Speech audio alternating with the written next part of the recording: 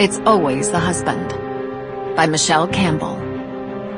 Read for you by January LaVoy.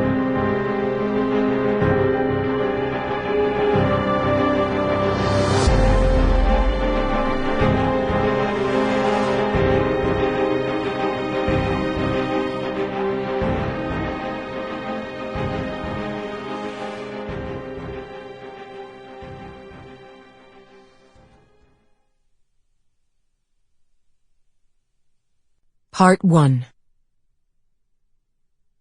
1. Present day, the night of her 40th birthday. She stumbled through the dark woods, the trees dripping raindrops onto her hair and her party dress. Her shoes were covered in mud, and she trembled from the cold. "Hey," she called out. "This is crazy. My shoes are soaked." "Just a little farther." She was out of breath and her feet were killing her. It wouldn't be good for the baby if she tripped and fell. Then they rounded a bend. She got an open view ahead and knew finally where they were. When she saw the ghostly shape looming in the distance, she stopped dead. "Why?" "You know why." In a matter of minutes, they reached the foot of the bridge. A frigid wind blew in her face, carrying the scent of decaying leaves and ice-cold water.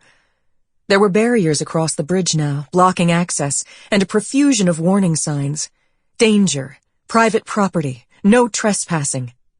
The signs were there for liability reasons, but from what she understood, the local kids still loved to make the breathless leap into the river. The more people who died here, the bigger the dare. Kids had no fear. They were young and didn't know better. She could have told them. Somebody dies, and it changes the lives of those left behind forever. "I don't know what kind of point you're trying to make, bringing me here," she said, her voice shaking with tears. But she didn't turn back. They walked forward a few paces, stepped over an old, tumbled-down metal fence, and kept walking until they got to where the center of the bridge used to be. There it was, the abyss that he'd fallen through the night he'd disappeared forever. She looked down and saw the water roiling against the rocks. The town had done a crappy job of boarding it over. They'd fixed it many times in the intervening years, but they were too cheap for the one fix that would work, which would have been to tear the evil thing down once and for all. Below, the water swirled and foamed. She could hear the roar from up here over the pounding of her heart. "No," she said, backing away from the edge. "Go ahead." "Go ahead?" "Go ahead and jump. You know you want to." 2. 22 years earlier. Aubrey Miller lugged her heavy duffel bag through the ivy-covered Briggs Gate and let it drop to the ground, stopped in her tracks by her first real-life glimpse of Carlisle College's world-famous quad. It was a gorgeous late summer day, and she twirled around 360 degrees, drinking in the sights and smells of the place. Green grass, old brick, towering trees.